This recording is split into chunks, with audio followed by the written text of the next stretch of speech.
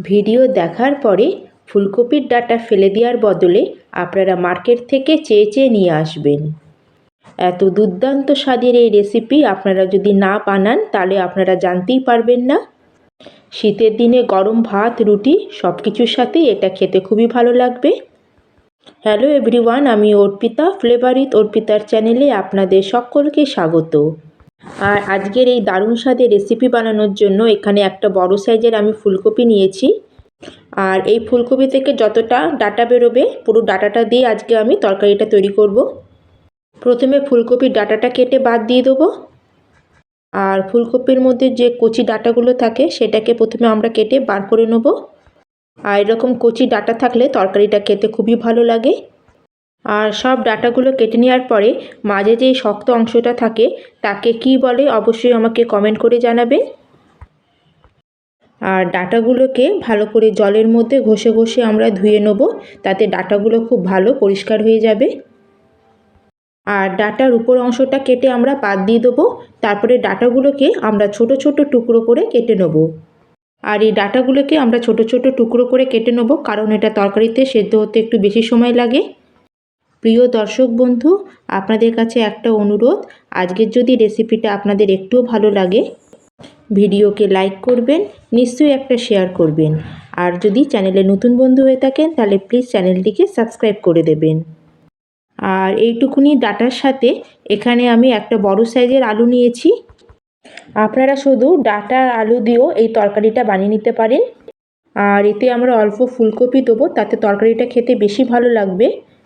আপনারা ডাঁটাটাকে ছোট করে কাটবেন আর তার থেকে একটু বড় করে আমরা আলু আর ফুলকপিটাকে কেটে নেব, তাতে তরকারিতে সব জিনিস সমানভাবে সেদ্ধ হয়ে যাবে। এবার চলুন তরকারি বানানো স্টার্ট করা যাক। কড়াই গরম করে তাতে আমরা বড় চামচের 1 চামচ সর্ষের তেল গরম করে নিয়েছি। সর্ষের তেলে বানালে এই তরকারিটা খেতে বেশি ভালো লাগে। আর তেলটা একটু গরম হলে তার মধ্যে আমরা দিয়ে দেবো ছোটো চামচের 1/2 চামচ মতো 5 ফোড়ন। আর ফোড়নটা একটু ফুটে গেলে আমাদের কেটে রাখা ডাঁটা আর আলু ফুলকপিগুলো যে কেটে রেখেছিলাম সেটা দিয়ে দেবো তেলের মধ্যে।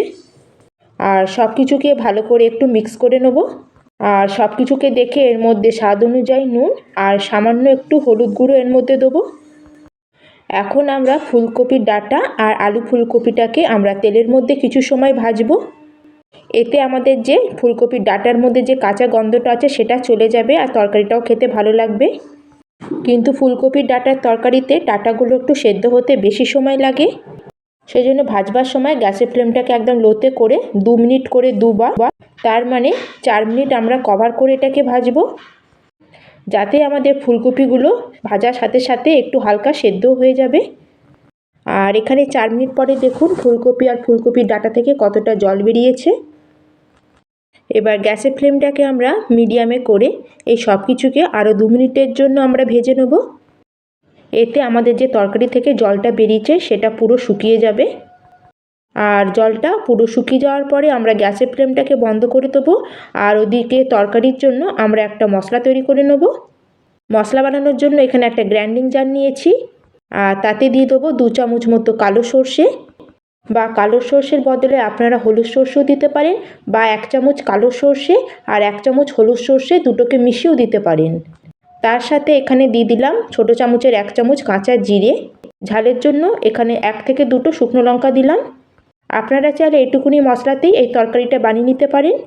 কিন্তু তরকারির টেস্ট বাড়ানোর জন্য যদি আপনাদের কাছে পোস্ত থাকে তাহলে আপনারা খালি ছোটো চামচের 1 চামচ পোস্ত দেবেন।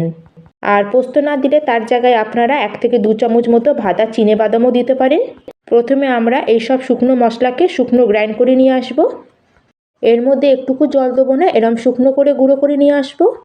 প্রথমে এইভাবে শুকনো করে গুঁড়ো করে নিয়ে এসে তারপর যদি আমরা জল দিয়ে বাটি তাহলে মশলা একদম সুন্দর মিহি করে পেস্ট হয়ে যায়। যখন আপনারা অল্প মশলা বাটবেন তখন এই প্রসেসে বাটবেন, মশলা একদম মিহি করে পেস্ট হয়ে যাবে। তারপর মশলাতে 8 থেকে 10টা রসুন দেবো। আর অর্ধেকটা কেটে রাখা পেঁয়াজ দিয়েছি। রসুন এখানে বেশি দেবো। আর তার সাথে 1 থেকে 2 পিঞ্চ মতো দেবো নুন। আর তার সাথে দেবো অল্প এখানে একটু হলুদ। এখানে যদি সামান্য একটু নুন আর হলুদ দিয়ে আমরা এটা বেটে নিই তাহলে এই মশলাটা একটুও তেতো হবে না। তারপরে এর মধ্যে সামান্য একটু জল দিয়ে এটাকে আমরা মিহি করে পেস্ট করে নিয়ে আসবো। তাহলে আমাদের রেডি হয়ে গেল আজকে তরকারির জন্য একটা স্পেশাল মশলা। আর এই মশলাটাকে একদম মিহি করে বাটবেন, একটু এর মধ্যে যেন কোনো দানাভাব না থাকে। যদি সর্ষেটা এখানে ভালো মতো মিহি করে পেস্ট না হয় তাহলে কিন্তু তরকারিটা খেতে তেতো লাগবে। তরকারি বানাবার আধা ঘন্টা আগে আমরা যদি মশলাটা বেটে রাখি তাহলে তরকারির টেস্ট বাড়বে। এবার এই বেটে রাখা মশলাটাকে নিয়ে আমাদের ভেজে রাখা আলু আর ফুলকপির মধ্যে দেবো। তার সাথে ছোট একটা পেঁয়াজকে এখানে কুচিয়ে দিয়ে দেবো। তার সাথে 6-7টা রসুনকে এরম ছোট ছোট কুচিয়ে আমরা এর মধ্যে দিয়ে দেবো। আর ঝালের জন্য 2টো কাঁচা লঙ্কাকে মাঝখান দিয়ে চিড়ে এর মধ্যে অ্যাড করে দেবো। কাঁচা পেঁয়াজ, কাঁচা লঙ্কা আর কাঁচা রসুন যদি আমরা এভাবে তরকারিতে অ্যাড করি তাহলে তরকারির টেস্টটা খুবই ভালো আসে। আর অনেকটা পরিমাণে দিয়ে দেবো ধনেপাতা। আর একটা বড় সাইজের এখানে আমি টমেটোকে কুচিয়ে দিয়ে দিলাম।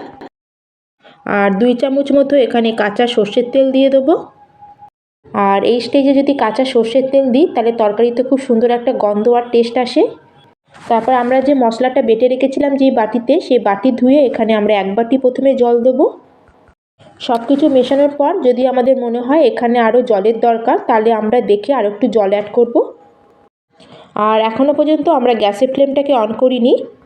আর সব কিছু মেশানোর পরে এখানে একটু আমার জল কম মনে হচ্ছিলো, তাই জন্য আরও হাফ বাটি মতো এখানে জল অ্যাড করলাম। জল এখানে আপনারা একটু দেখে দেবেন, কারণ আমাদের সব সবজিগুলো এখানে জলেই সেদ্ধ হবে। আর বেশি জল দেবেন না, তাহলে সব সবজিগুলো বেশি গলে যাবে। আর সব কিছুকে মিশিয়ে নেওয়ার পরে এবার আমরা গ্যাসের ফ্লেমটাকে অন করে দেবো।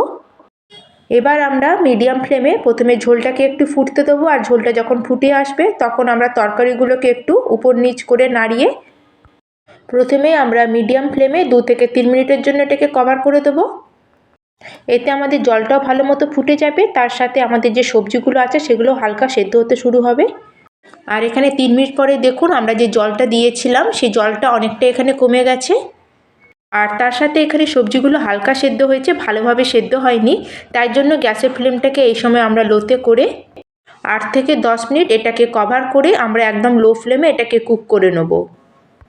কিন্তু মাঝে মাঝে এর কভারটা খুলে এটাকে 1 থেকে 2 বার একটু নাড়িয়ে নেবেন।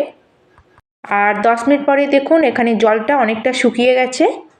আর সব তরকারিগুলো মশলার সাথে একদম মাখো মাখো মতো হয়ে গেছে। আর এখানে দেখুন আলু আর ফুলকপি খুব ভালো মতো আমাদের সেদ্ধ হয়ে গেছে। আর তার সাথে যে ফুলকপির ডাঁটাটা ছিল সেটাও ভালো মতো আমাদের সেদ্ধ হয়ে গেছে। এখানে একটু খেয়াল রাখবেন গ্যাসের ফ্লেমটাকে লোতে করে এটাকে কভার করে সব সবজিগুলোকে আমরা লো ফ্লেমে ভালো করে সেদ্ধ করে নেব।